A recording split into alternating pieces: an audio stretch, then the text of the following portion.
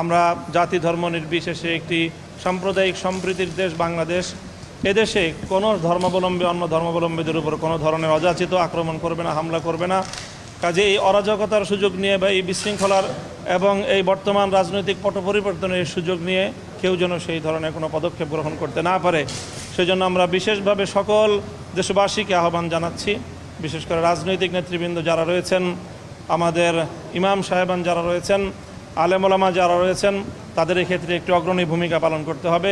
সেই জন্য আমরা দেশবাসীর প্রতি, আলেম সমাজের প্রতি বিশেষভাবে আহ্বান জানাবো যে সংখ্যালঘু এবং বিশেষ করে আইনশৃঙ্খলা রক্ষাকারী বাহিনী, পুলিশ সহ অন্যান্যদের এবং রাষ্ট্রীয় সকল স্থাপনাগুলো যেন নিরাপদ থাকে, সেজন্য আপনারা পদক্ষেপ গ্রহণ করবেন। আর শুরুতেই আমাদের প্রধানমন্ত্রী পদত্যাগ করেছেন, সেই পদত্যাগপত্র মাননীয় মহামান্য রাষ্ট্রপতি গ্রহণ করেছেন বলে আমাদেরকে তিনি জানিয়েছেন এবং আশ্বস্ত করেছেন। এবং এই মুহূর্তে মহামান্য রাষ্ট্রপতির নেতৃত্বে বাংলাদেশ পরিচালিত হচ্ছে। পরবর্তী পদক্ষেপ ইনশাআল্লাহ তাড়াতাড়ি গ্রহণ করবেন তারা। এই মোটামুটি আজকে আমাদের আলোচনা।